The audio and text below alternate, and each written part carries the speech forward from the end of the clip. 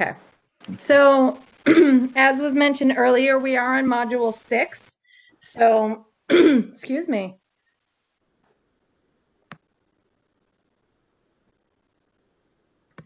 So we are, our next time that we meet, module 7 will be the end of our basic counseling mentorship course.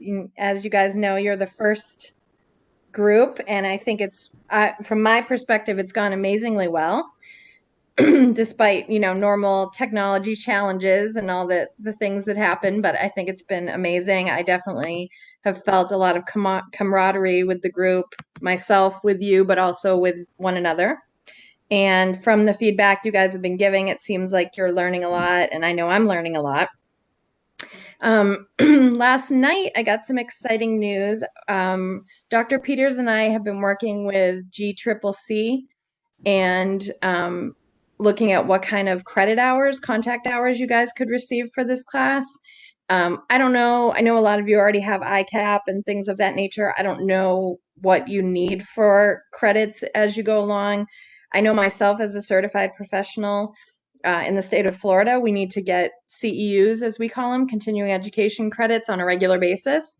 So you guys will be awarded 33.5 credits for this. So I'm really excited that we were able to get that. Yep. I see some enthusiasm. I'm really excited. So yeah, so I wanted to let everybody know that, and I'm so pleased we were able to do that. We didn't want to talk about it earlier because we weren't sure. But there you go. So yay. That's also a really nice precedent for ongoing for classes that come after you guys. And I hope that it also reinforces and shows you the amount of work that you've been doing, because when I gave, the organization GCCC the outline for all the work you guys do on your own, as well as the contact hours here, they were very pleased to give those credits. So all right, that being said, let's jump into our skill module 6. Harry, can I ask a quick question? Of course. Hi, everybody. I usually don't have my video on because I listen in on the sessions and don't want to interfere, but I did have one question before finishing up in 2 weeks. I had a question for each of you. I thought it would be better to ask today than 2 weeks from now. Having gone through this is a wonderful experience for us as developers of the mentorship curriculum, and you all are helping us to improve the curriculum as we go through this.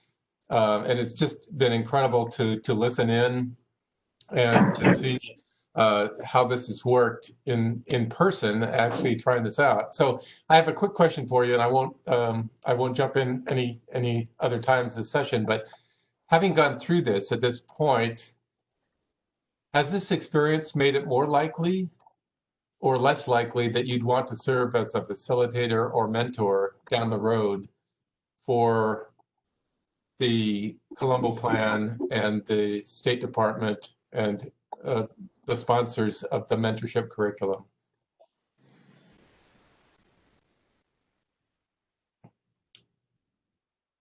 I know each of you is very experienced in training and in clinical practice, and I just want, having gone through this with Carrie and over the last 12 weeks so far, just a quick question. Are you now more interested, about the same interested, or less interested in becoming a facilitator for this down the road? Anybody want to comment?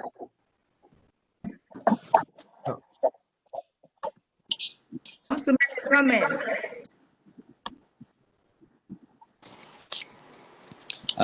For me, I'm more interested, and I think we are on the same page. Maybe everyone can have his own style, but these coordinate all the actions, the efforts, the interventions, and I think it's great. Yeah. Hello. I agree with Shigeo on this too. I think this mentorship program is an eye-opener, and I have learned a lot. and gain a lot too. I remember in the mentorship, I taught that sometimes we can also be a mentor. So it would be a great opportunity, really, for me to be able to mentor others on this. Thank you. Okay, for me, I am more interested. That is a great, great experience. I learned a lot. I just want to highlight all the participation of the group member, the feedback from Kerry, feedback from our peers. I really learned a lot. I refreshed some knowledge that I forgot. For me, it's was a great experience, has been a great experience, and I am interested in a future training like this, a mentorship. Today, that is my weakness topic because I am no family, I'm not doing family therapy. So I was reading and I hope that you teach me something today. Thank you. Yeah, hello, Peters. For me, it has been a wonderful experience, and for me, it's a definite yes. This has made me more interested in further programs or plans regarding mentorship or further programs that will be organized. So for me, it's a definite yes. Too. I agree with my peers, and I think it was a really good experience. I think Carrie is a really good mentorship too, mentoring too. She I think she made us go inside of us, thinking about how we feel being a mentoring. I think it makes us a reflective work, and I think it was a really good experience. Thank you. Thanks. Thank For you. me, it has also been very exciting. The course is so structured, and I was quite not very strong in group therapy, but from the rich experience of members of this group, and Kerry also guiding us, I'm now not finding group therapy a challenge the way I used to before. So I'm actually more interested than ever. And it has just hit me that this could be our second last time together. I think I hadn't thought about it that way. So I think Kerry needs to prepare us adequately because separation anxiety is quickly setting in. I know. Thank you so much. I just wanted to quickly check in. I don't want to take any more of your time, but I just wanted to see what your experience had been and whether it had influenced you to perhaps want to pursue being a mentor and facilitator for this type of training in the future. So thank you so much. And again, great work, everybody. Thank you so much, sir. Thank you so much. Thank you. Thank you. So I've been told I can't be seen. Can you see me now? No, I didn't know you were here. What? Yeah, I can't even see you. I've been here the whole time. Well, Well, your initial show up. well, you I can can't hear even see me. you. I don't know what. Personally, I can see you. I can hear you, but I can't see you. It's All right, a hold lot on. of noise somewhere. Now can you? Hello? No, No, we can't see you. Well, that is really disappointing because I look especially good today. But that being said, as long as you can hear me, I'm going to go forward because we need to use our time wisely. So, but I promise you, I've not left for a moment. I heard the wonderful things that you said about me. I particularly liked the comment that I made you go inside in some depth. That's my life. So thank you. That's what I'm here for. And I love the fact that most of you sound really interested in being mentors because I think you'll all be amazing at that. And obviously, if there's any way that I can ever help with anything in the future, should you go forward and become a mentor, I'm here to help. I love to support you in any way. So yeah, So let's talk about how to conduct psychoeducational groups with families. I heard that for some people that's a particular challenge, and that may be something you want to work on. Oh, that going back for a second, I really love, I think, Jackie, were you the one who said that you are that you got a lot more comfortable with doing groups based on our Yes, class on actually, groups? yes. That And makes me so happy. group sessions have not been my strongest point, but from the way this group has really interacted about groups, I think it's something that I now want to pursue. Yeah, it's so interesting how sometimes we just need a few techniques or tips or ways to see something. Or, I know a lot of the things that we've done over the years in this field, we just haven't really had a lot of training, or we haven't seen other people do it, or whatever it may be. And I think that the topic today is similar in that not everyone can do groups with families. Groups with families are, well, I shouldn't say it that way. I should say not everyone has a natural tendency or comfortability to doing groups with families. We all can, of course, learn to do it. But I think some people, it comes very naturally, and for some people, it's a lot more challenging.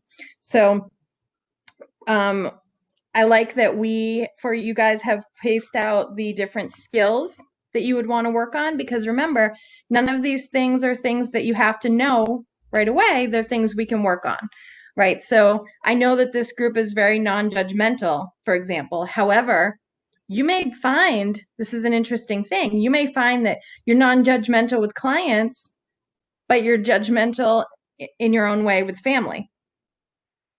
Not intentionally, doesn't mean you have to remain that way, but those kind of things, sometimes they just trigger us, right? Maybe we have an issue with a family member who's not in treatment with us. I see Fatima's laughing, so I think she's had an experience like that. I can tell you very frankly that sometimes it's harder for me to work with family than it is to work with clients. So I share that as as my own experience. So we want to be as non-judgmental as we can. We want to have empathy for the family members and whatever their concerns are. And sometimes their concerns are difficult because they're not they're not really conducive to treatment. They're not conducive to what we're working on, right? They just want the client back, maybe into the home to help pay the bills or help take care of children or things like that. And that's really difficult when it seems antithetical to the goals of treatment, but we have to remember that they're still valid concerns. We don't want to be condescending. I think that none of us would ever do that on purpose, but it's easy to do. It's easy to act like, well, you just don't understand. I've seen this a million times. We want to be, I think, one of the nice things with this group is I think that you're all probably very approachable, but that's something that I think is really important and isn't necessarily in all the literature. I think we might have added this ourselves because it has to be okay for them to come talk to us. Otherwise, again, like we've talked about with other things, there won't be rapport, there won't be relationship. We want to have strong communication skills and really good conflict resolution skills, which, as we've seen through this course, you can improve all the time with rolling with resistance and things of that nature. So if they do come to you with, well, he just needs to get out of treatment because we need him home to pay, to help pay the bills or to take care of the family, we need to be able to hear that, not let our own stuff come out, and be able to be like, I really understand. I hear that. That's a really valid concern.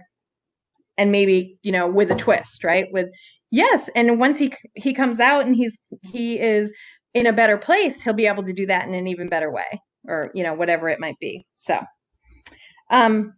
we also have a tricky role to play when we're doing psychoeducational groups with families, because we want them to feel heard and validated, but we also have to educate them in a way that's not condescending.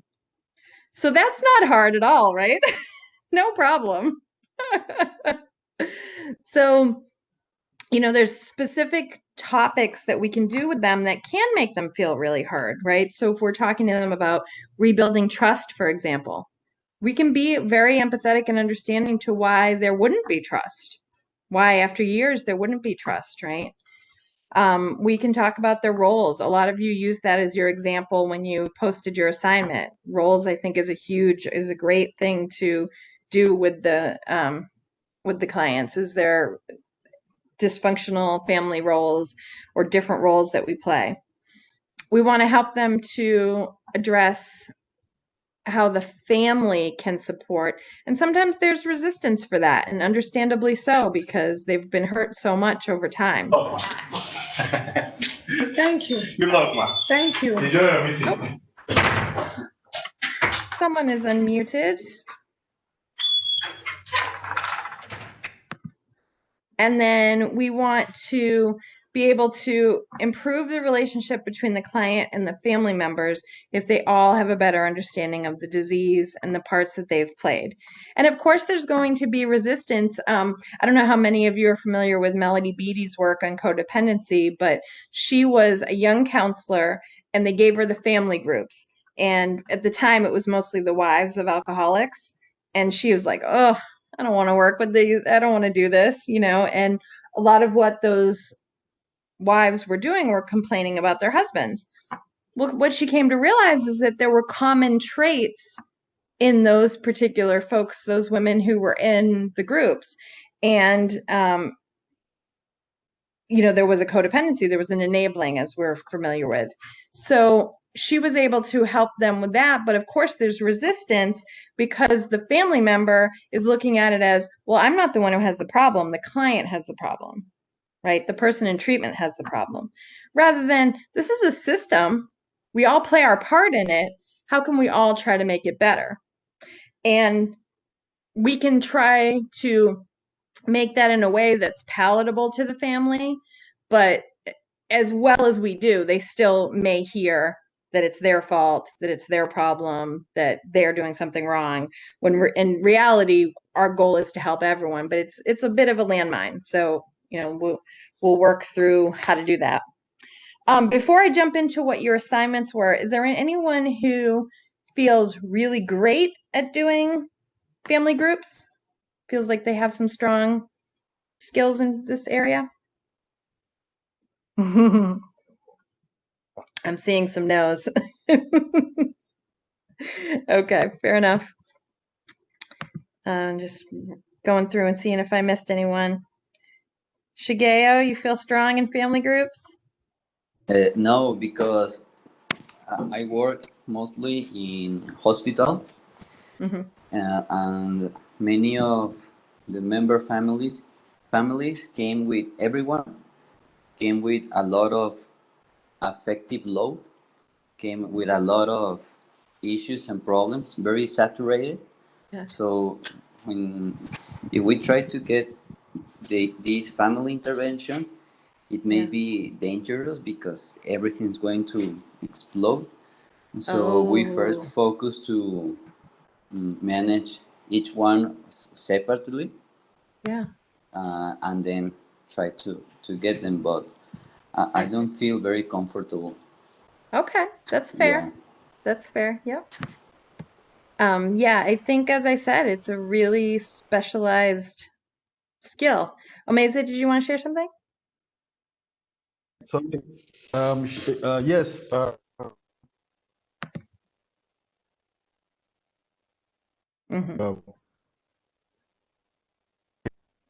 Steve was the one talking. It was. Oh wow. Usually the express emotion. This is the father learning the other. So usually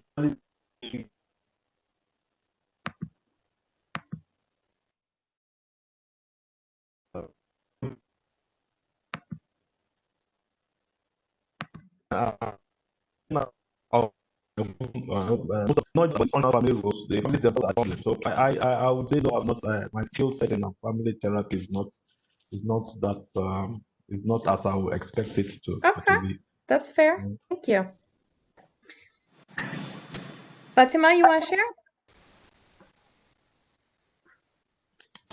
I work at the counseling and rehabilitation center, and most times we deal with family therapy, family psychoeducation. We bring families together. In fact, in most cases, there is a specific period during the month for family sessions. Yep. So in my setting, I have been doing family therapy and dealing with family issues because it's a counseling center, it's a rehabilitation center, not an hospital like Shigeo and Dr. Meza.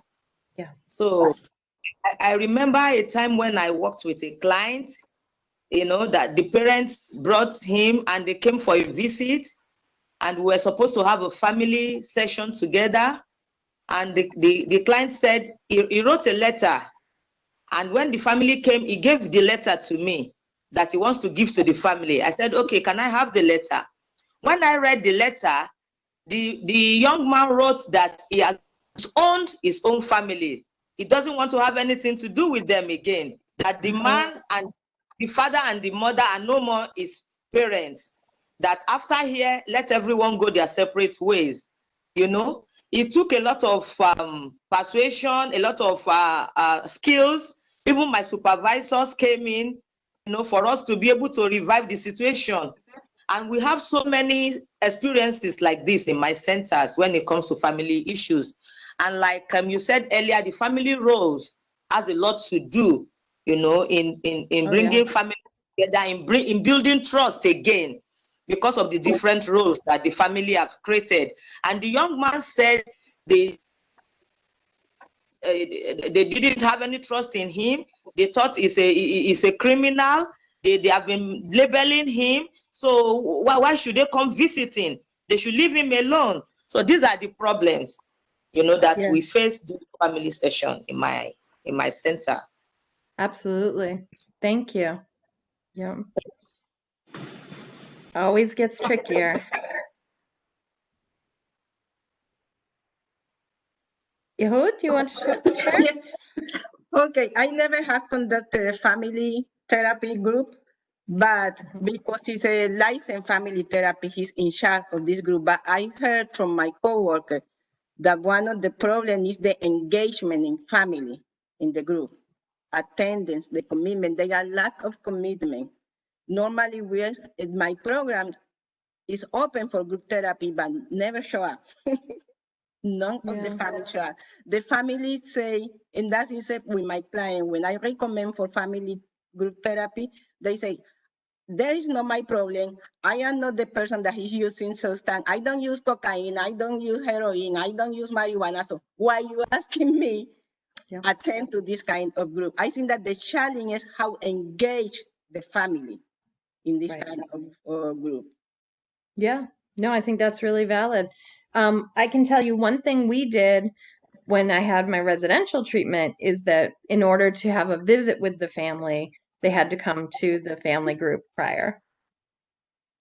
So, of course, that only works. So just home visitation?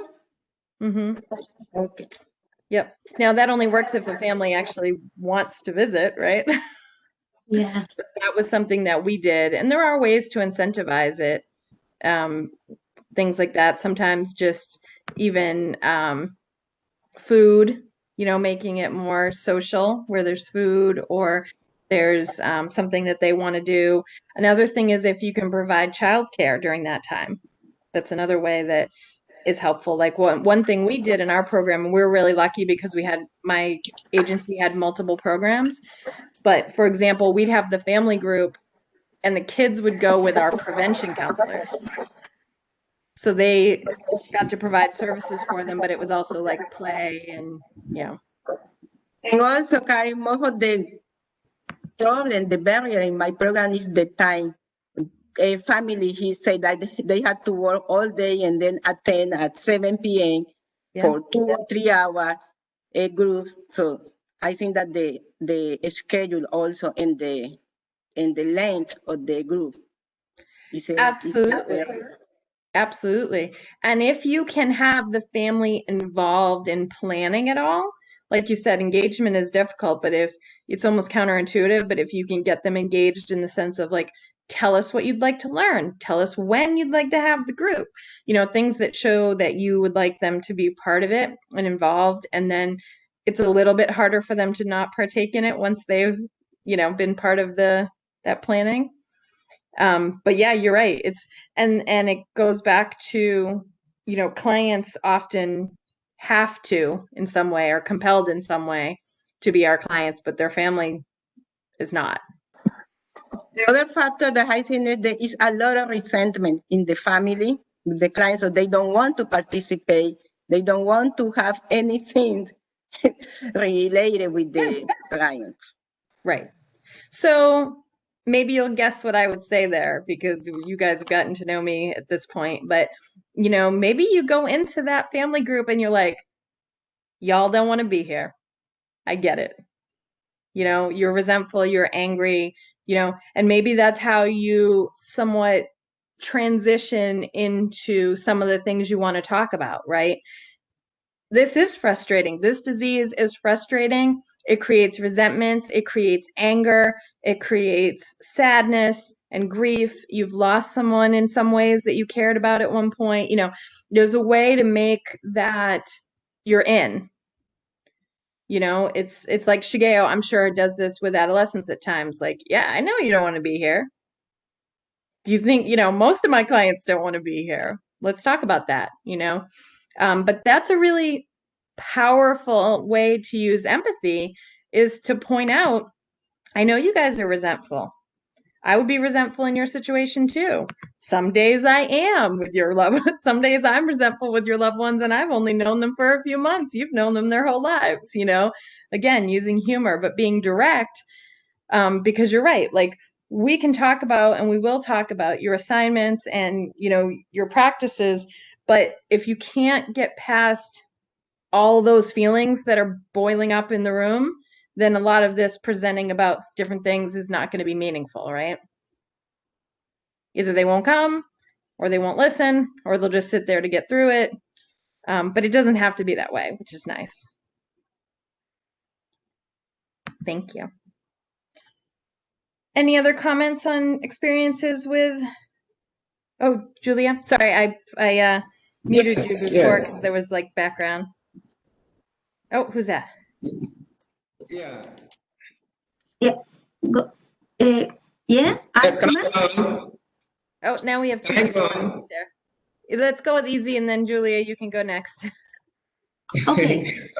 Okay, let me go on now. Can I? Mm-hmm. Yes. Okay, I think with this issue of family therapy or family psychoeducation, like I'm privileged to work in a hospital setting, and in my facility, family therapy has formed an integral part of our treatment, most especially as it affects SUD, substance use disorder. You discover that in most cases, not in all cases, that the family members will desist from participating in family psychotherapy or education, as the case may be. I have been privileged to have so many experiences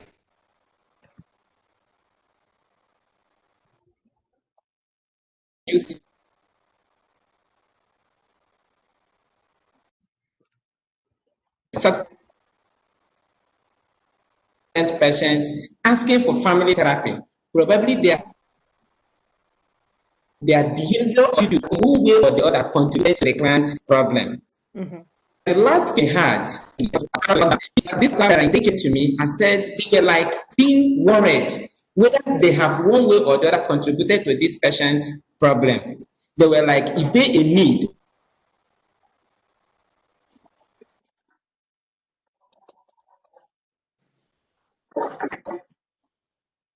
The family members together. Interact. At the end of everything, I gave therapy, and all of them were orgasms. In the course of my assessment, I was able to do that. This boy started his substance use as a result of begin the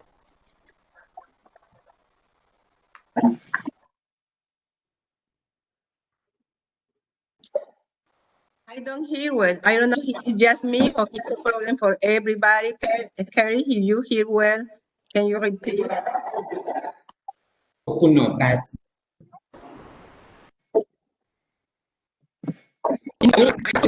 show resentment or Yeah, unfortunately, Dr. Easy, we're having some trouble with your audio, so I'm gonna come back to you. You're kind of cutting in and out. But you know, something you bring up before I go to Julia is really important, which is, you know, there's a big difference between family therapy, like Yehud said, with a licensed mental health counselor or psychoeducational groups. Julia, did you want to say something? Yes, I agree. I totally agree with you and with Judy, because it's really different.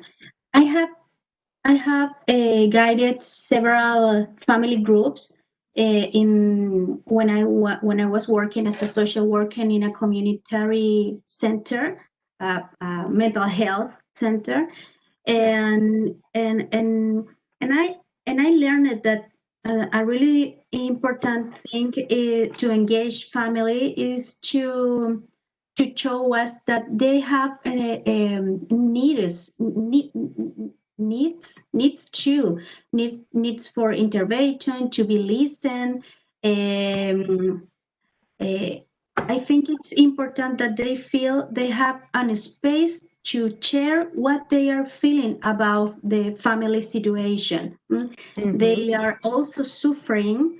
They are also needed for intervention, and it is and it's true. They are here to help the change of the person, of the clients, but they have needs too. They have dreams, they have a story, and I think that it is really important to look forward and to take care about the family, the invisible side family members, Yes, like yeah. children. Oh, yes. For example, it is difficult to talk about children because family usually talks about the clients and about their feelings, the adults, about their feelings, the pain. That's great, but it's important to look for the members that are not in the discourse, are not in the words, but they are part of the family and they are suffering too. And I think that when family feels safe in a space that they can talk about their suffering, their pain, and also the knowledge and the strategies that have functioned.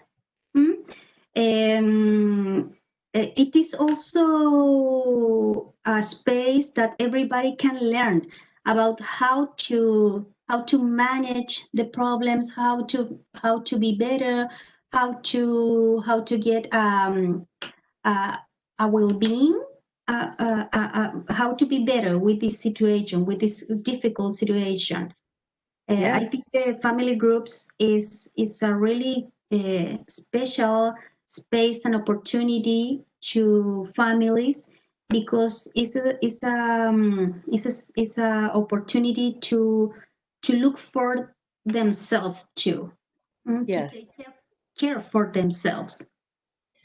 Yeah, and you bring up some really great points, one of which I think is so critical and hard sometimes when our bandwidth is low, when we have so many clients and we're running around, is to see each of those people as an individual, like you said, with their whole story, their own, maybe the client has told you something about that family member and that's all you have in your head, but they come with their own set of experiences, their perspective on the client, their perspective on the family, their all of that. You're right. And that's a lot.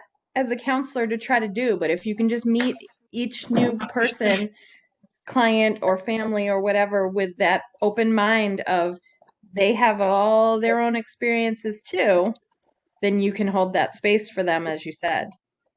And I also like, you know, I think you were suggesting to some extent, at least, that, you know, they can share with each other things that have worked for them. Yeah. Right? Yeah. I think that's great. And I find that when groups like this work well, they do that. They help not just with, well, you know, if I held this boundary or I did this thing, right? But even like almost case management type things, like, oh yeah, we're struggling with this. Oh, have you called? Do you know about this office? Do you know, right? You're nodding, Julia, so you've seen that maybe as well. Like, there are a lot of resources in the community that I may not know as the counselor, but when you mention something in group, a lot of the other clients or the family members say, oh, well, when I was out of work, I did this, or when I needed food stamps, I did that, or have you tried this, or yeah. Yeah. It's like a community sense also. Yes. Yes. I've seen when it's done, when it goes well, I've seen the groups become like a family for each other. And when we have like graduation, for example, the other families come and they're really supportive and it can be really, yeah. Yep. Thank you. Thank you. Shigeo, you had a Yes, comment? I think, well, I'm not very comfortable in those scenarios, but I'm aware that it's very necessary, and there are some dynamics of the family that are just seen in the intervention, because sometimes if we just have the perspective of the client, we're going to be very, how do you say, close, very little information, and Limited. every one of the family members need to see what are they facing, what is the reality of the madness, of the sadness, of the Yes. resentment, and that's the reality. And whole figure to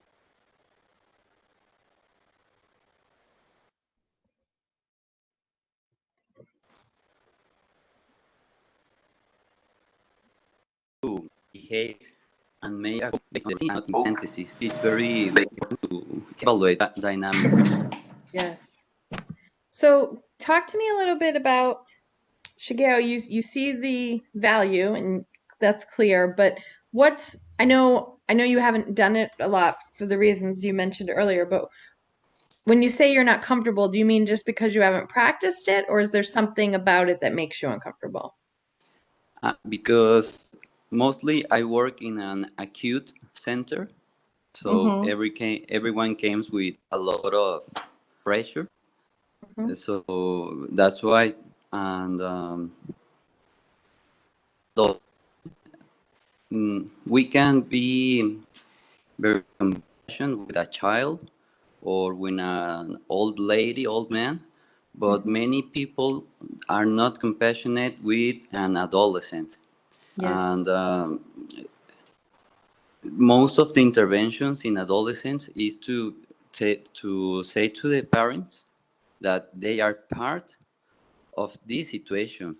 Yep. Something happened, something they did, sorry, to of the childhood and the, how do you say, crianza, um, crianza, the education they gave to their child, and Nurturing or yeah, nurturing, yeah, and if the adolescent is in a very high state of psychopathology problems, yeah.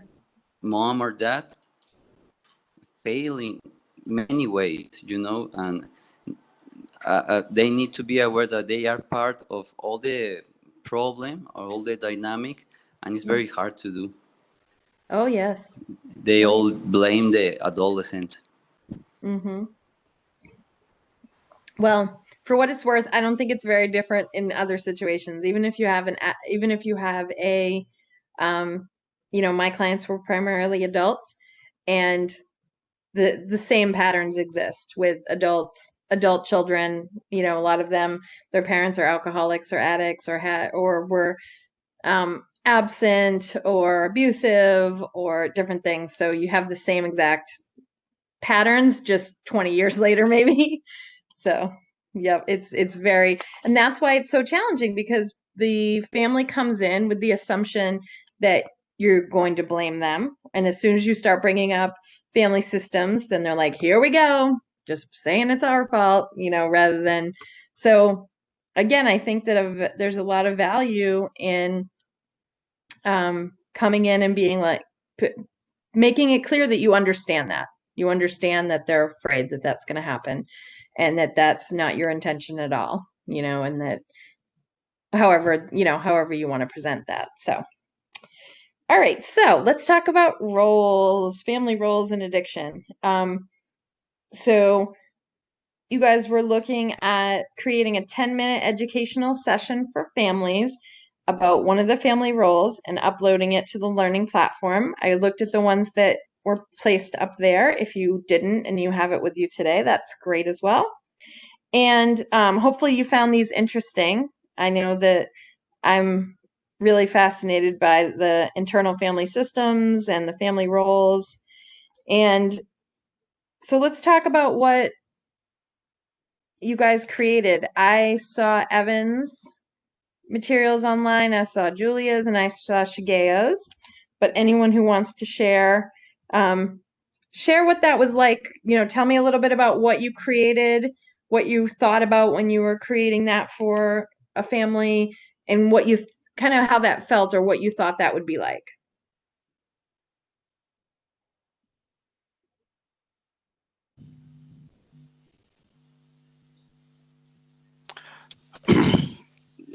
Hi, Kerry. Hi, Evans. Yeah, I can share briefly Yes. how it was setting it up. And let me start by saying that I have had some experience with families. And one of the key things that I want to agree with all the other colleagues is to try and make a distinction usually between family therapy and family involvement in groups. Right. Because I think the therapy is a more intense experience, more so when you are dealing with persons in recovery.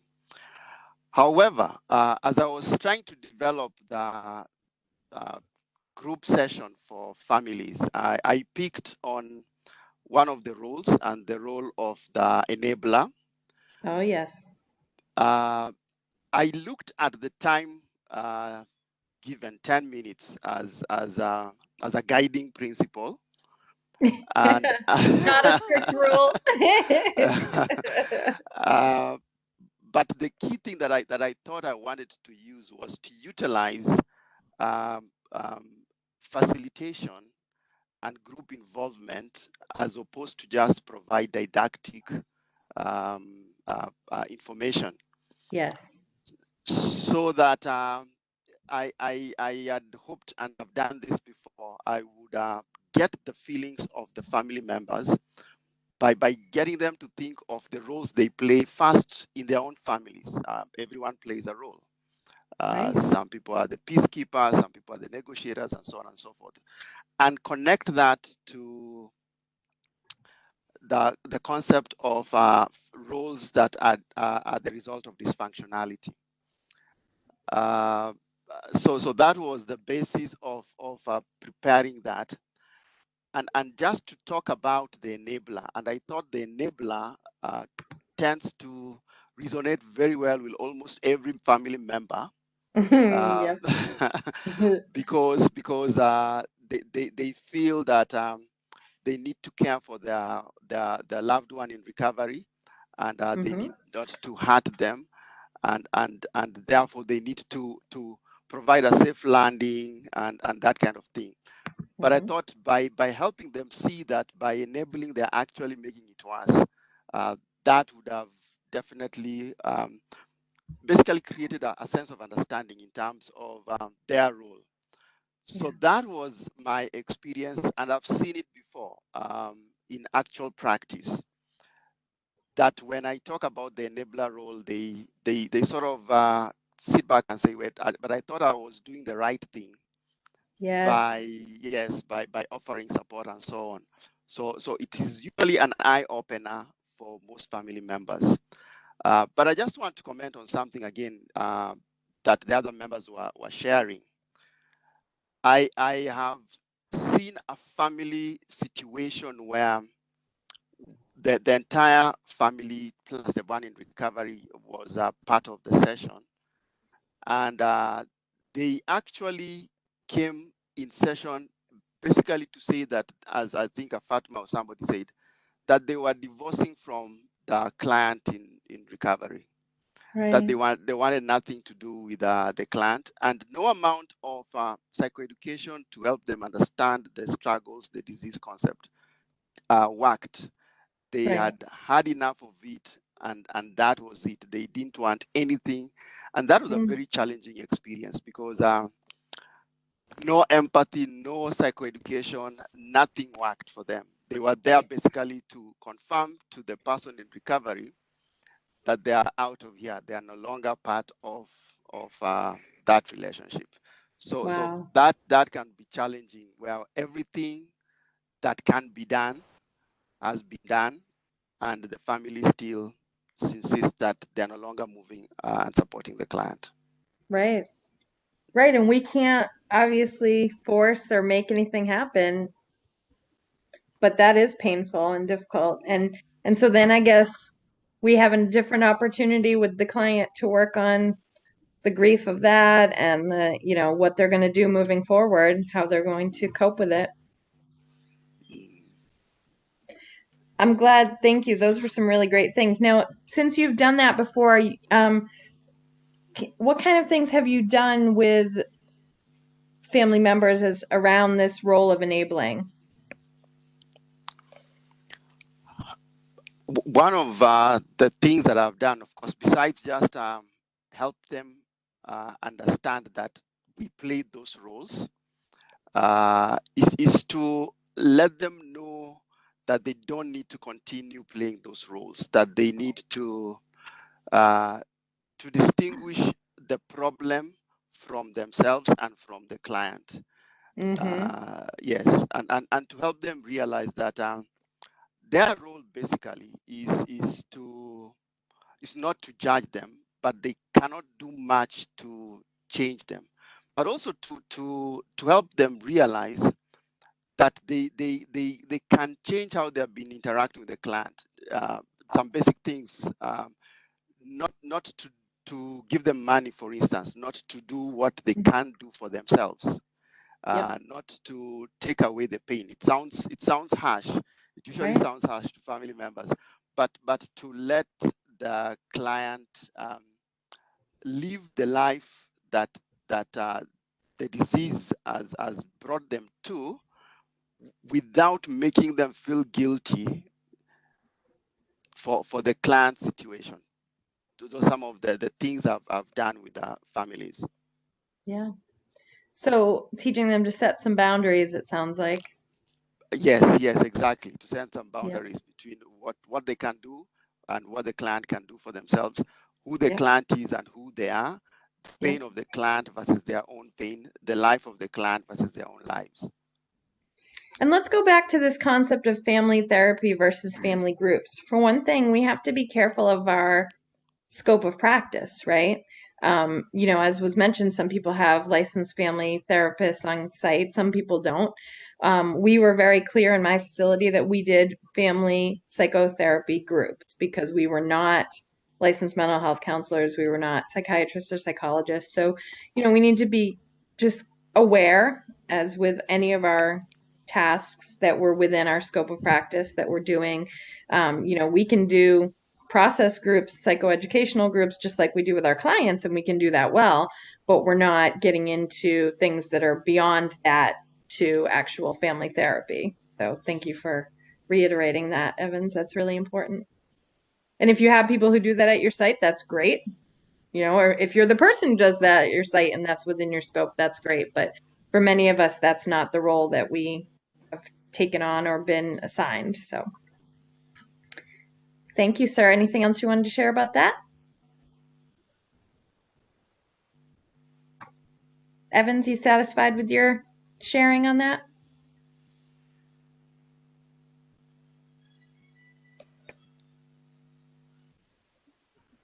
Evans, good? Done? Sorry, I couldn't hear you before, but yes, I totally agree with the sentiments of the scope of competency.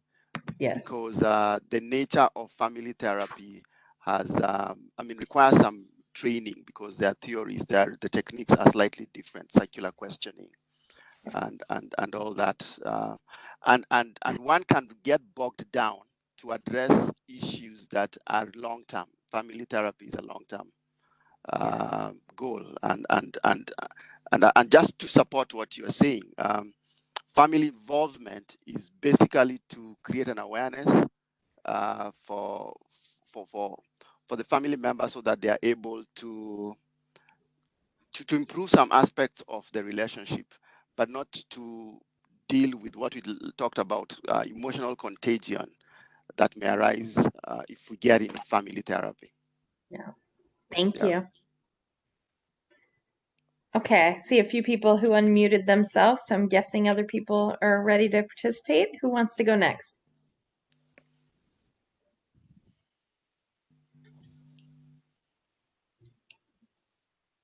Julia? Oh, okay. I thought Omeza was wanted to talk too. Yeah. Yeah, I wanted to. Hello, Carrie. Can I talk? I can go after Omeza. Okay, sounds good. Okay, thank you.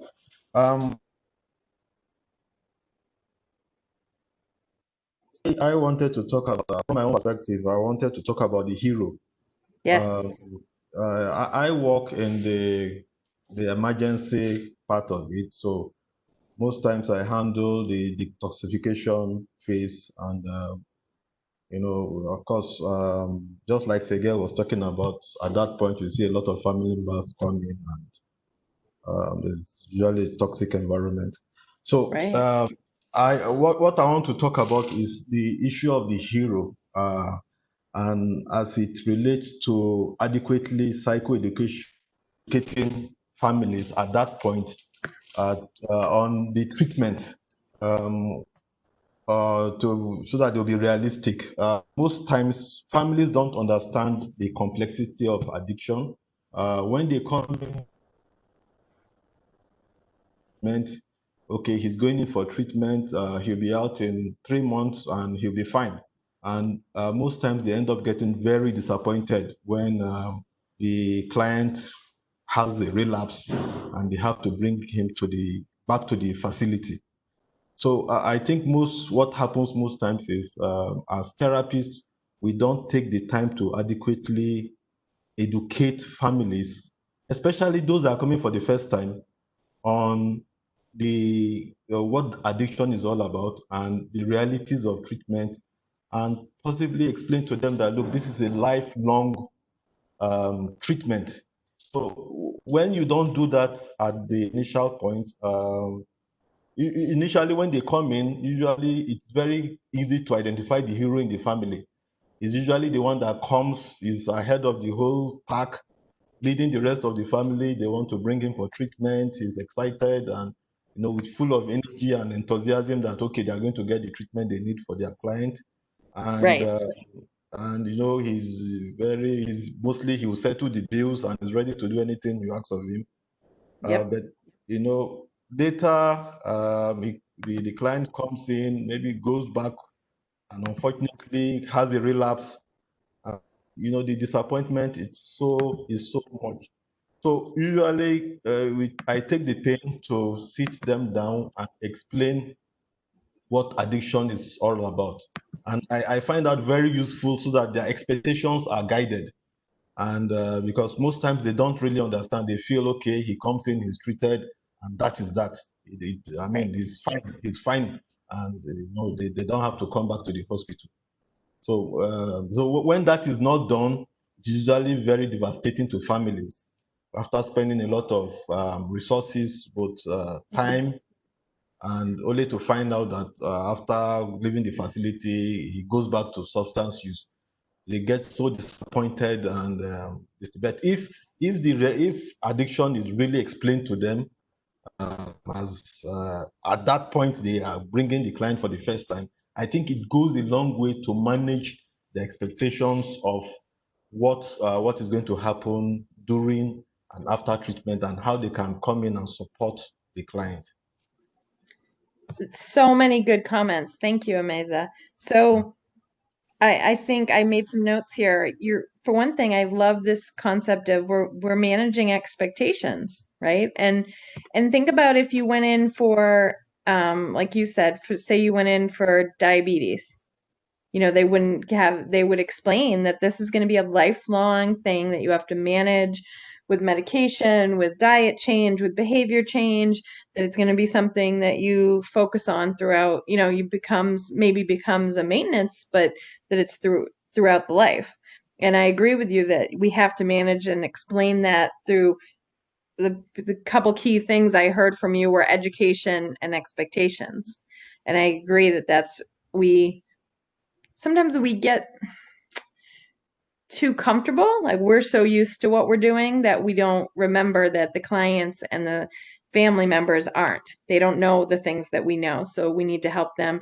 Even if they're being resistant, we might, just putting out that education and making sure they understand these things that you're saying, so critical. And even if they don't seem like they're listening or they don't seem like they want to engage, the seeds might be planted there for them to understand that this is a lifelong process, as you said.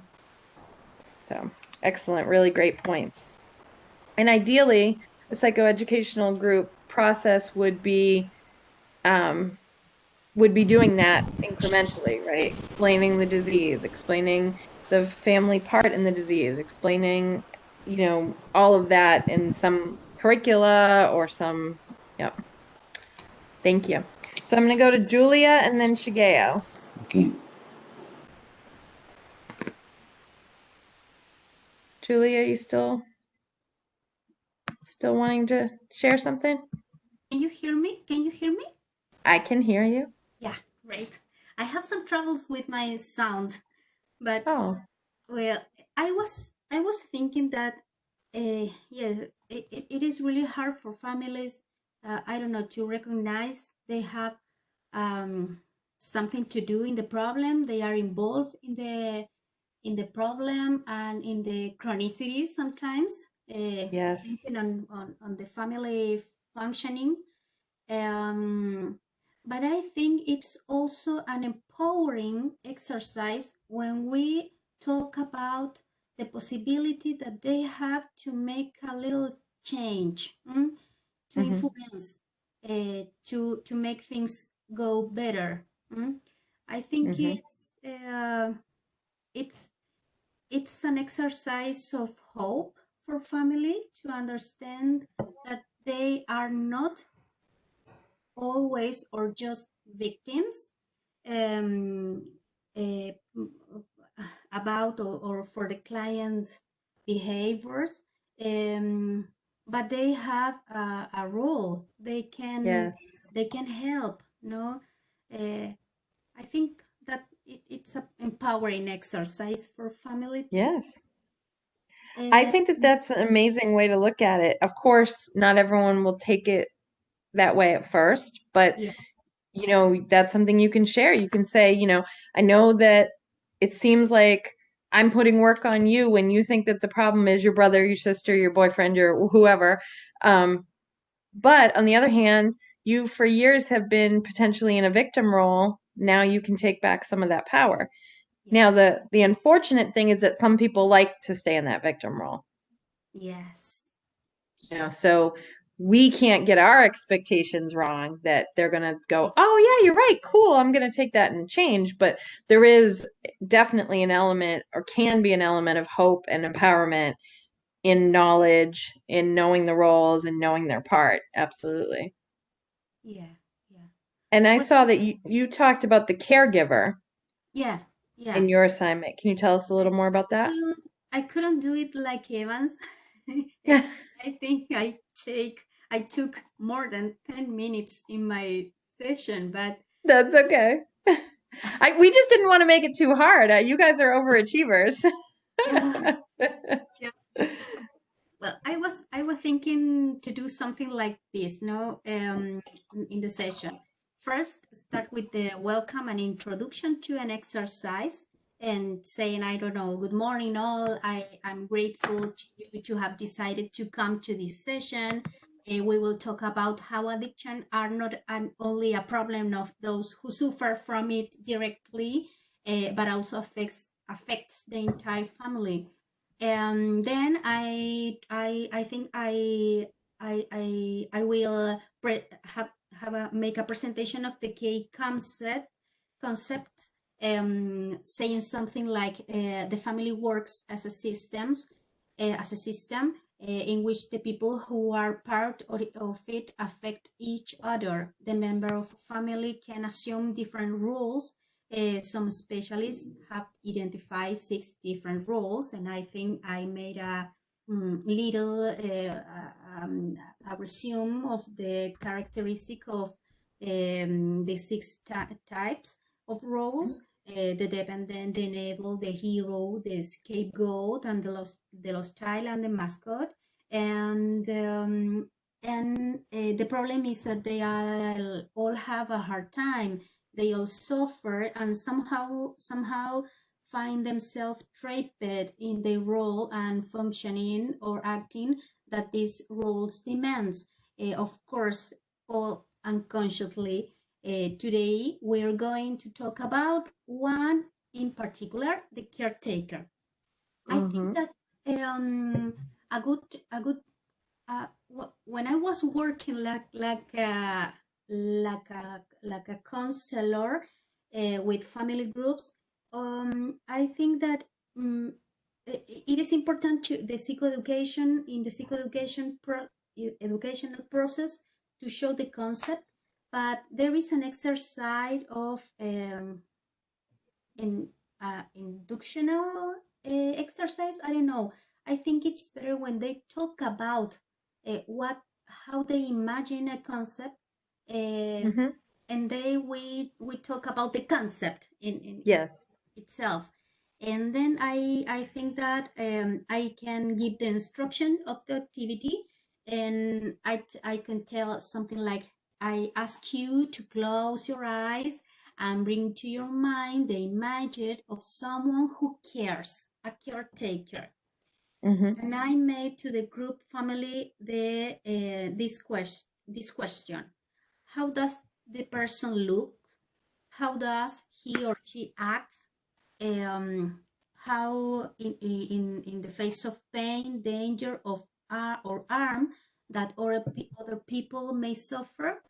How does this caretaker feel when she or he manage to care, and when not?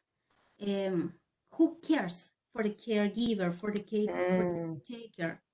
I ask you to meet in groups of 2 or 3 persons, and discuss the questions. Record your answer in this paper, and after 20 minutes, a group representative will share the reflection with the expanded group, and let's begin. And after this exercise, I think I could show some pictures and describe the characteristic of the caretaker, and I will ask them to look for the similarities and will promote a group conversation about this topic. Very nice. And would you do something similar for other roles, you think?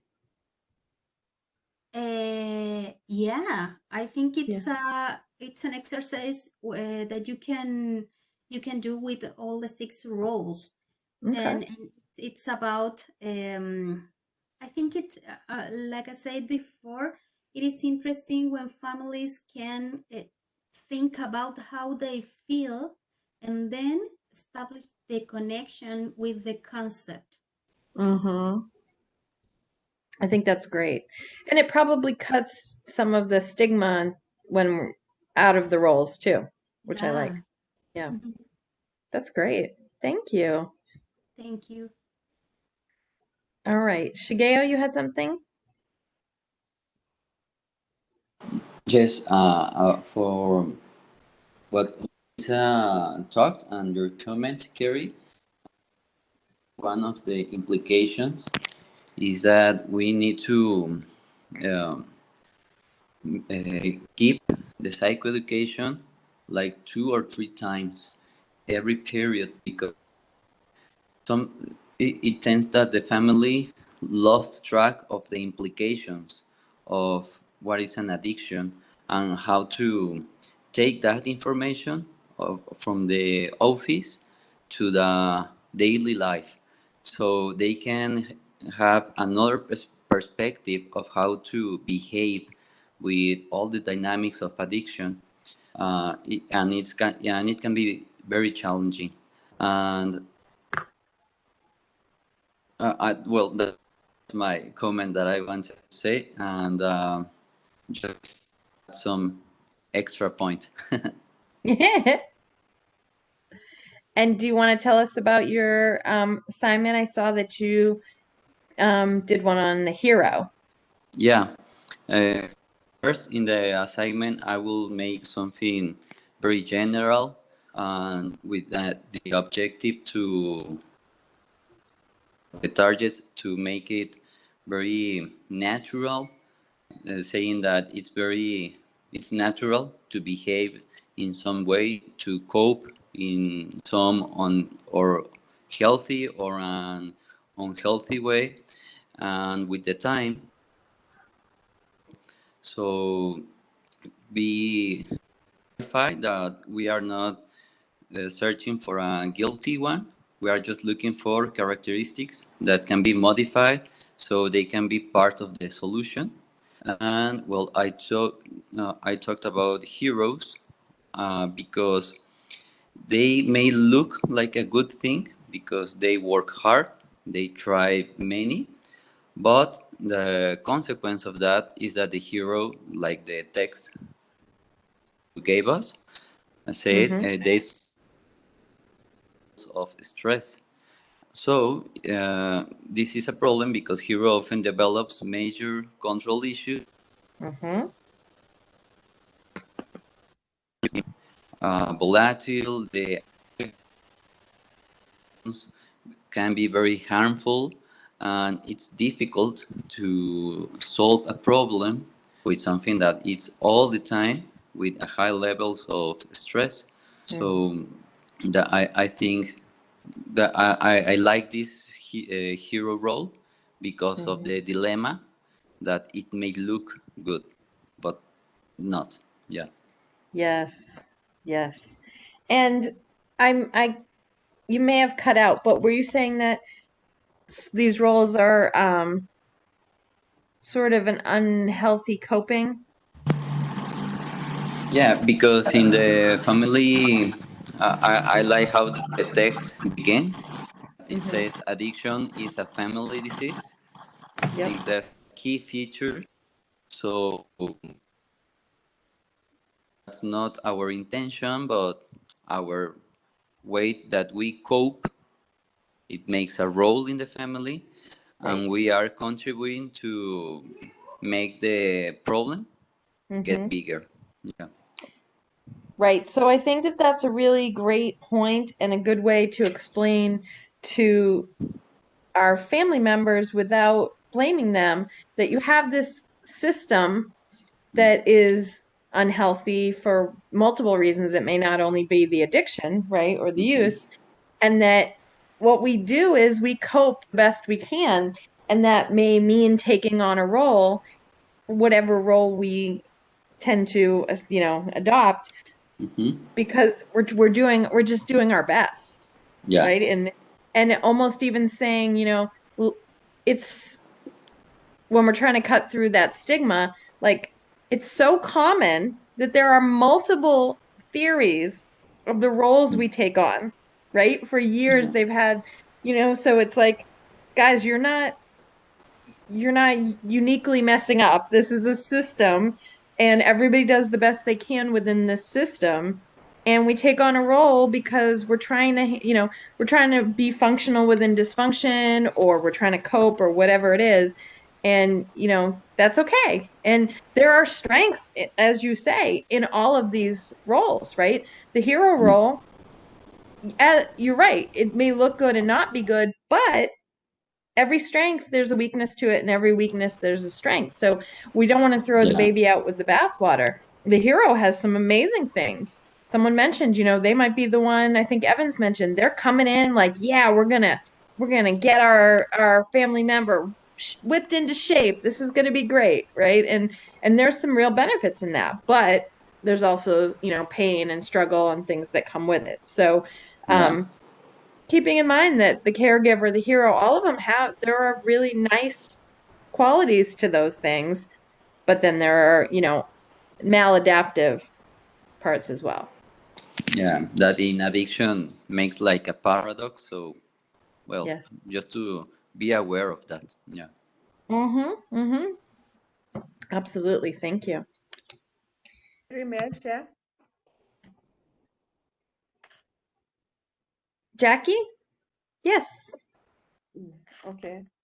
So for me, my outline had a bit of a twist in it. I first, of course, started with a mood check of the family members. Nice. Then observed how they were relating with each other and also as a unit. Then I gave them an artwork to do, a technique that we call house tree person. This is a technique that you give them blank papers to draw and to color. First paper to draw a house, the next one a tree, and the next one a person. It was a small family, so I was able to do the house tree person with them. And the reason why I did the house tree person is to be able to see the kind of people that each family member drew. And our patient, who was admitted for SUD and depression, we noticed that from the time he was admitted, he made the place very humorous. People love him because he goes to groups and he makes jokes and people are happy.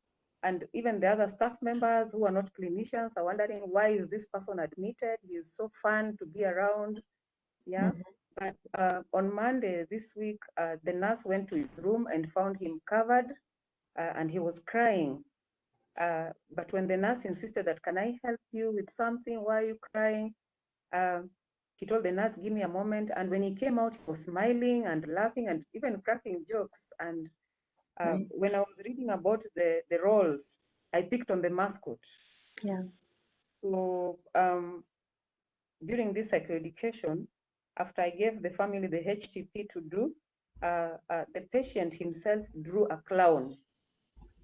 The other family members drew other things. Yeah. So that one really helped me to psychoeducate them about the mascot, the characteristics of a mascot. Yes. And after the psychoeducation, I asked them their thoughts around that, and they said yes, they could relate. The mother said that the young man, he's 25 years old, has always been the clown in the family. He cracks jokes. He lightens the mood whenever there is tension. Because the father apparently was an alcoholic, but he's now in recovery. So after the psychoeducation, they could relate a lot with the mascot, and the drawing also brought out the characteristics of the mascot because of he drew a clown. Then after that, we talked about how to support one another as a family, how to cope with situations, how to cope with the dysfunctional roles that each family member has adopted. The other two sisters had adopted one of them had adopted the role of a hero, but I concentrated on one role, that is the mascot. Sure. Then after that, the two sisters, we agreed that they need to pursue individual therapy sessions. And then we planned for a follow-up session. And then I asked one of the family members to summarize the session. Oh, and that's great. we ended the session. Yes. How did having them summarize it go? That's really neat. It was quite good because whatever they captured actually is what psychoeducated them on. So for me, I felt good that they were actually listening. Yes. Yeah. That's And fantastic. probably they able to internalize whatever we discussed as a group. That sounds like a powerful group. How did you feel about it? As I'd mentioned, this was not one of my strongest points, but I think for me, having introduced the technique of HTP also helped a lot to actually bring out the mascot. Mhm. And the fact that the family was also very cooperative, they were quite engaging in the group. Yeah. Yeah, I felt, and they understood that that has been the way this young man has been masking problems all along, because the diagnosis was SUD and depression. But even the family are wondering, but our boy is not depressed. Right. He always cracks jokes. He's the funny one. Right. We think your diagnosis is not right, you know? Yeah. Yeah, we can be depressed and crack jokes, right? Yeah. So that one brought it out very well. So, Jackie, I felt want like to challenge you to change your language around yourself a little bit, because I think that you are mastering and really starting to be a great counselor for groups. So the language of, I'm getting it. I'm getting stronger. I'm improving. I'm mastering it. I would encourage you, okay? Right. I'm agree with Carrie. Woohoo! Yes. Thank you. All right. Thanks so much for sharing, Jackie. Dr. Godlove, did you want to share? Thought I saw you waving at me. I'm waving too. You are too? So much waving. Oh, wow. Well, I can't. Dr. Godlove hasn't shared yet, so you should, or I don't see him responding now, so you go ahead, Fatima. Okay. I want to follow up with Jackie's presentation. I've seen with mascot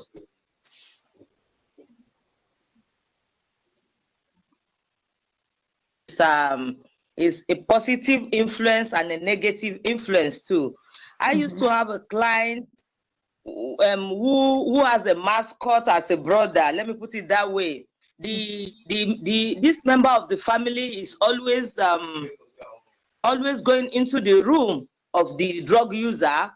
You know, it will bring out all the paraphernalia of the drug. Maybe is needles, injection, is syringes, is everything that has to do with drugs, and it will display it, to everyone to see, and it will be making jest of his brother.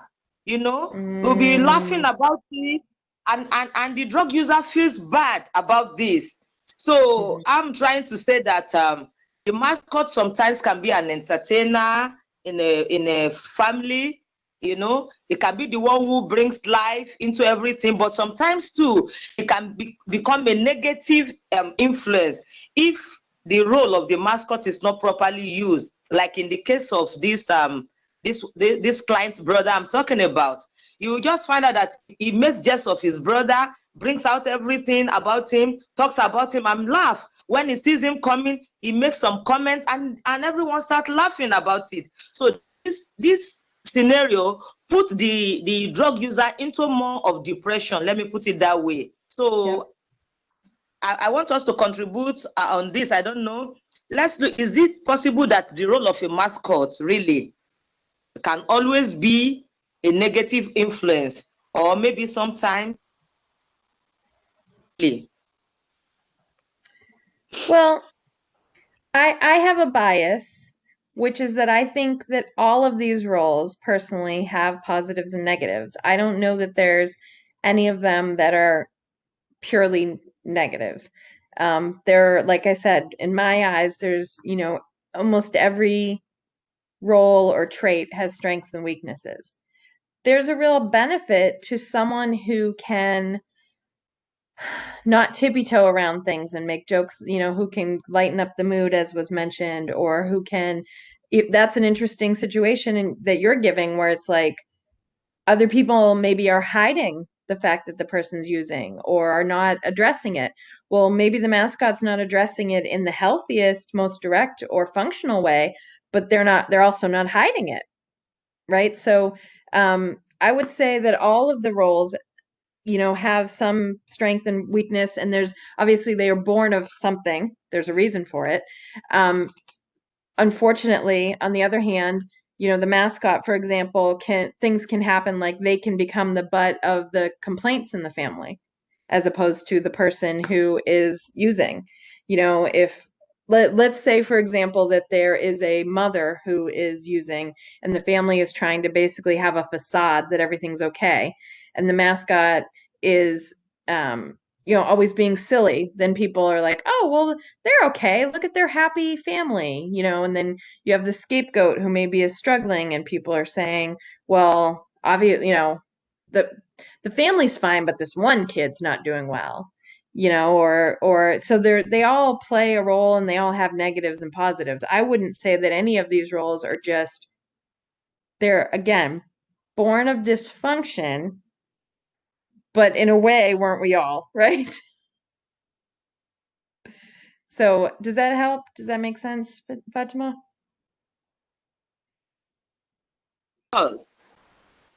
Because even the fact that that family member brought out the paraphernalia and everything, Yeah. I mean, is that family member the problem, or is the fact that there is paraphernalia and drug stuff to bring out the problem? No. So, yeah, but I appreciate the question, because I think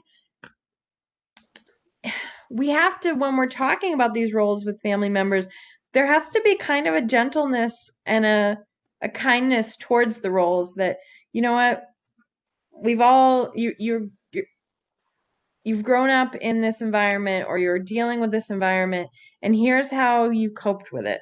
And we've all done the best we could, right? And that, someone who can make make light in a hard situation, that's a strength. Doesn't mean that we dive into that 100%, but there is a strength to it. Yeah. Yeah. And I think that when your clients see that you have some gentleness or some compassion towards that, instead of like, oh, the mascot, oh, the hero, oh, then they're going to accept that better as well. Okay. You're not mad at me for missing your waving now?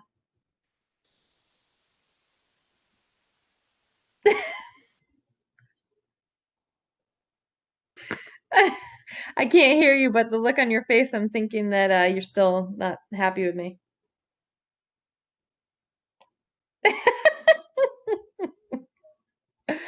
Oh, God love, are you trying to share? I keep seeing you and then you disappear. I can't tell if you were trying to share or not.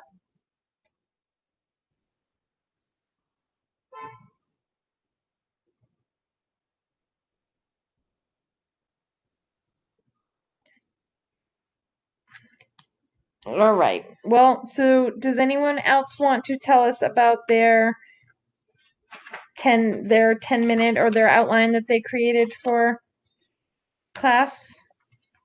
If not, we will move on and talk about Maria. Okay, I'm going to read the vignette about Maria, and then we can share our thoughts. Maria's parents took custody of her 3-year-old daughter because she was using drugs, and they felt she couldn't take care of her. Maria is in treatment now and would really like to see her daughter, but her parents do not want to provide visitation for the child. In your family group session, Maria's parents say they cannot believe they have to attend this foolish group in order to see their child. They also let you know they're embarrassed that Maria is in treatment. So share, what treatment goals would you develop with this family? And what would you say to Maria's parents utilizing the skills listed earlier, such as being empathetic and non-judgmental? So let me know if you would like to share about that. I've got something, okay? Yes.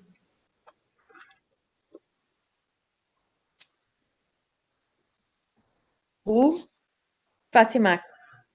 Oh, sorry. I saw Julia's hand, so I thought it's Julia. So, I remembered when Omeza was talking, he was mentioning about managing family expectations and managing their behaviors and so on and so forth.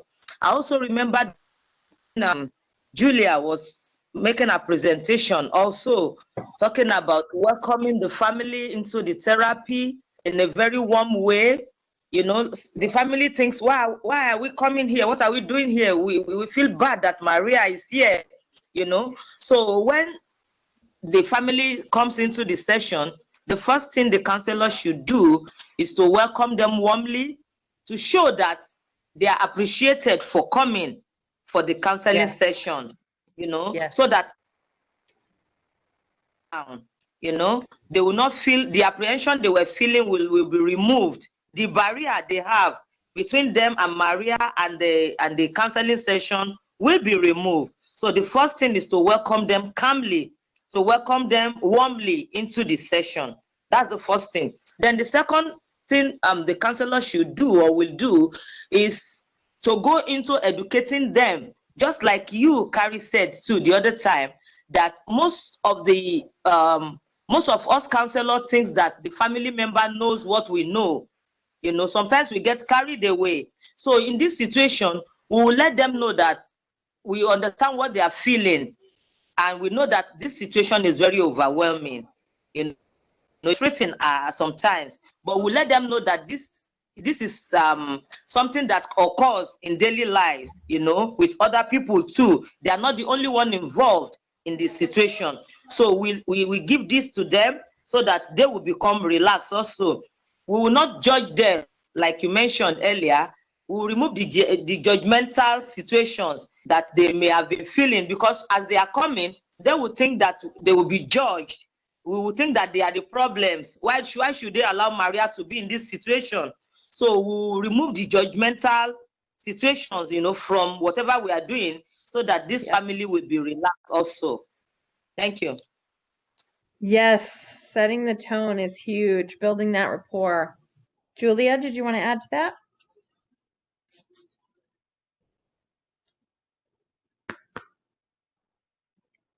Can you hear me? Yeah? Yes, yep. I agree with Fatima. And I made 3 objectives, 3 goals for family, for Maya's family. The first of all will be generate a space. They were not smart object goals. First, that's okay. That's okay. First, generate a space of contention and listening for the family. The second, identify the needs of the family, including the particular needs of Maria daughters. And the third, facilitate the family's understanding that addiction is a mental health condition. And I would say to Maria's parents, it seems to me that it's very important to recognize the legitimacy of your emotions. I also think it is important to value the care they have for Maria's daughters. Normalize the shame that is explained to them that is normal, that is a very difficult situation, but that many families like them are going through or have overcome very similar situations. I also understand that as a parent, it must be very painful for you what happens with Maria. However, I would like to tell you that you don't have to be alone in this difficult situation. Addiction is a disease that impacts the whole family. In these group families, we all learn, listen to each other, and support each other. I'm not sure if they are going to engage with this course. Well, we can never be sure, right? But those are some really, really great things that you did there. And, I think I love that you brought up this concept of shame, right? And I think you guys know now that I think after spending these weeks together that is a huge, huge thing with addiction and with family. And I love you use the term normalizing. I think that is a really big deal. And even if they don't say it, they're feeling bad about how we got to this situation, right? And their responsibility of it. And, another nice thing, well, I'm not going to talk too much. I'm going to let other people share, but yes, great job. Thank you. Thank you. Who else would like to share how they might interact with Maria's family? Few of you I haven't heard from yet today. Do you have to be voluntold? I can speak if anyone. Please do, sure. Yes. Well, I think we all are in the same page. I write that the first is to build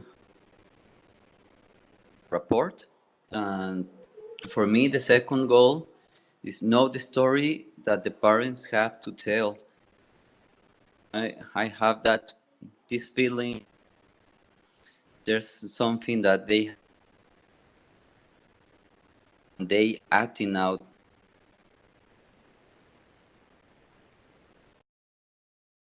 Like to have a separate session with they can speak with the aim of being able to validate and be empathic with them. I feel that Maria is alone, so parents and her daughter is going to be a key to the process of recovery of Maria. So I want to engage more the parents.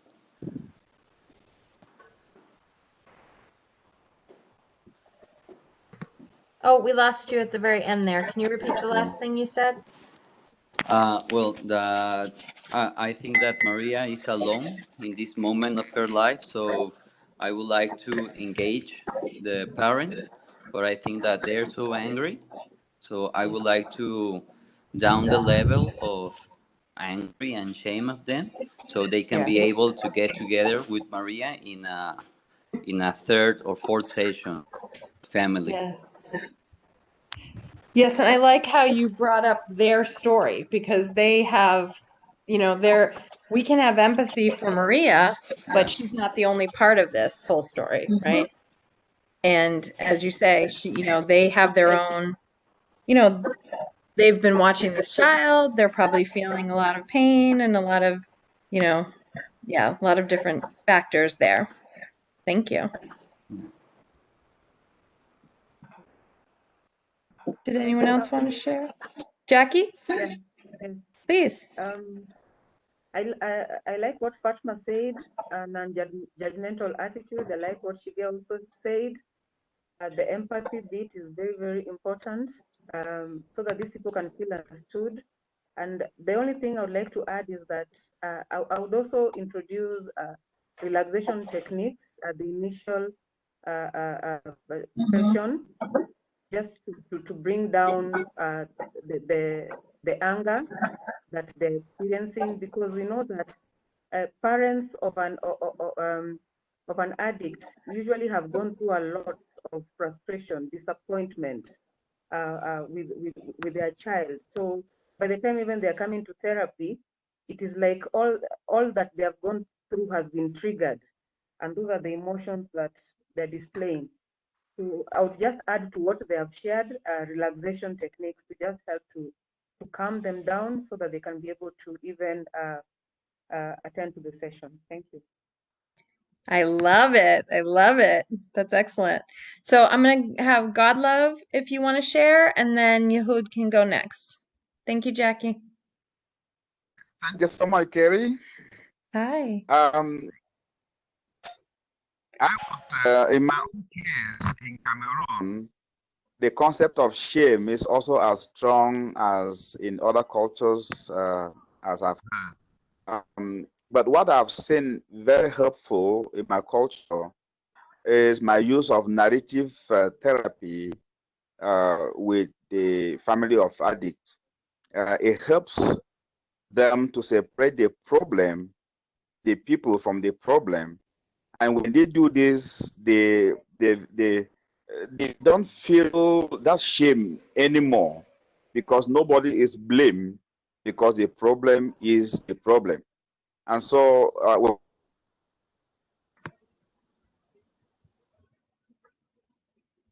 Oh, I think we lost you.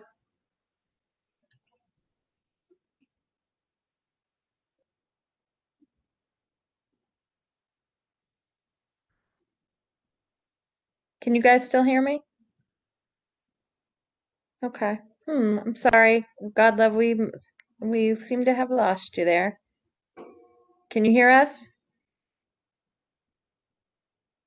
Okay, Yehud, I'm gonna have you share next. We'll come Okay. back. Hopefully he'll come back. Just regarding Maria's case, I think that my goal will be that the family gain knowledge of the process of addiction and the process of recovery. And I let the family know, I validate the family, their frustration and feelings, and let them know that recovery is not an overnight process. That's take time. Yes, thank you. Absolutely. Yeah, I think this family would need a lot of validation and normalizing of their feelings. I agree.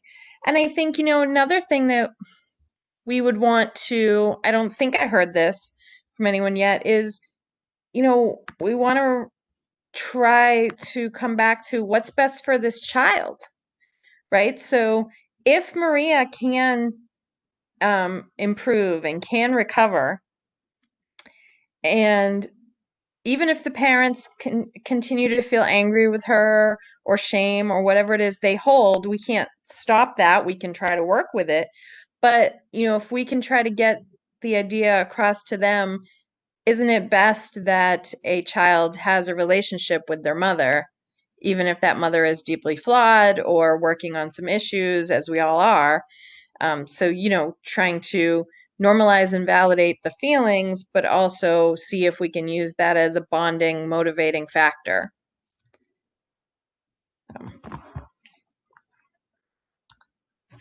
And, we can't make any promises, right? We can't, we can only talk to the family about what, as was mentioned, hope and, our experience that we have seen positive, but yeah, that it's not going to be an easy road and that all of their feelings are really understandable.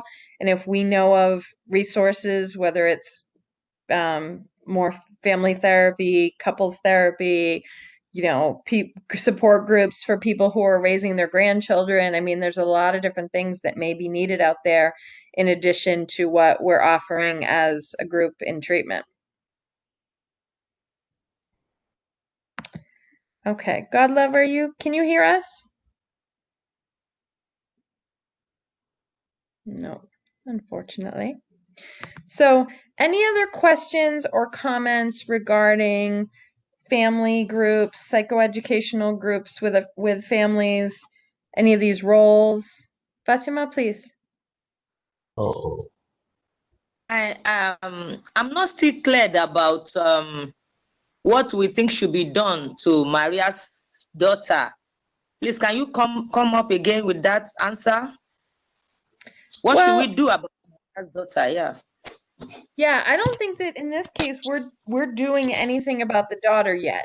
We're focused on how can we repair the relationships with the parents and Maria, and how can we support Maria in her recovery. I don't think that I would make any recommendations for a change when she's in a safe home with the family until later. Now, I would say that I would be pushing hard for supervised visits, because I think that that Maria will benefit from being able to see her child, and her child will benefit from seeing her.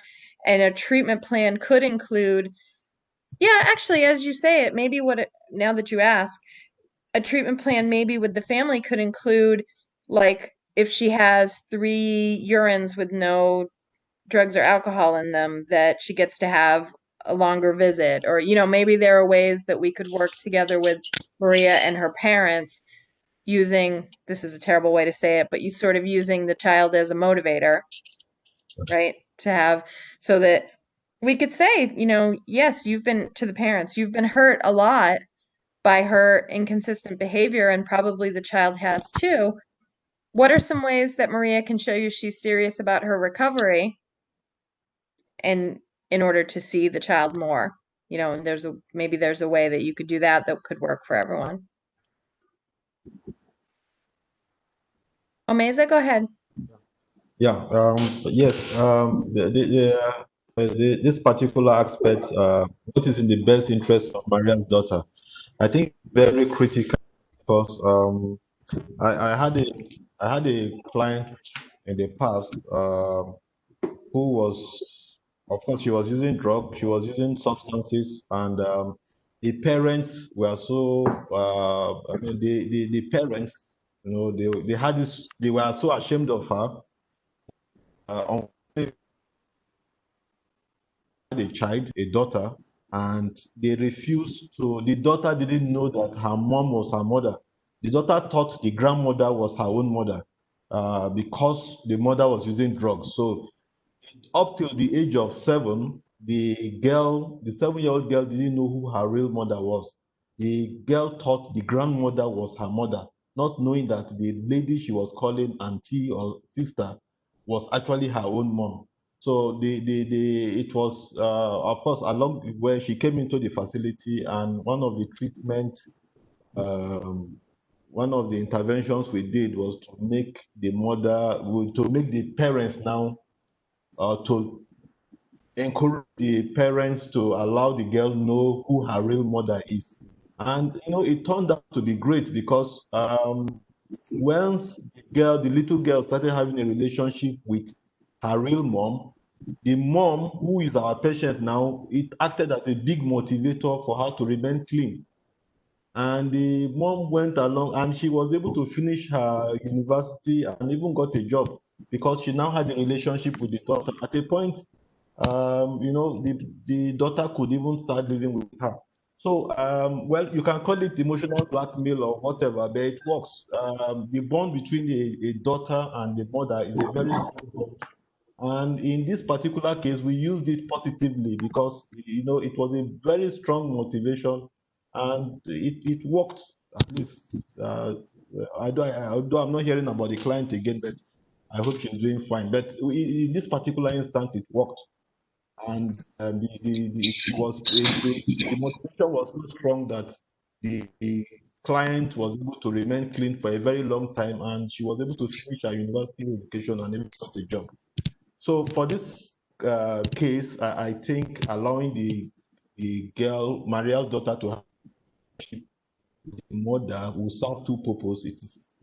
It's the better interest of the girl, of the daughter, and I think it will act as a good positive motivation for Maria to remain clean. Yes, and I agree. I know it sounds, I had the same problem you did, Omeza, of like, okay, am I saying this is like like a blackmail or something? But no, I mean, it's just a motivation. It's a motivational tool. We want to have a relationship with our children. We want to have, you know, whatever opportunities there are. I've had similar situations where the grandparents were raising them like you're saying, and they didn't know. So, yeah, but I think that those are, we use whatever motivates, right? I mean, I've had people, as I've mentioned to you early on in the course, say, well, I just don't want to go back to jail. All right, great. I don't want you to go back to jail either. You know, that may not seem like a lofty goal, but, you know, and in this case, obviously having a relationship with your child is a wonderful goal to go with. So, it's you know, we use what we can for motivation. Thank you. All right. Yeah. So, any other comments or questions? Yes, I think I have something to add there. Yes, I'm also aligning myself with, yes, I said I'm also aligning myself with Omeza. I think what Maria was opting for wasn't the child to come and stay with her or to come and live with her. Probably she was opting to see her child. ordinarily after seeing her child, the child could have gone back with her parents. So seeing the child alone could have also been more therapeutic in helping Maria to recover from that, because that drug use probably may have been an act of rebellion towards the parent.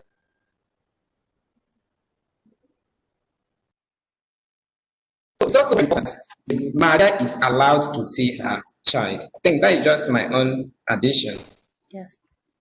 Thank you. Thank you.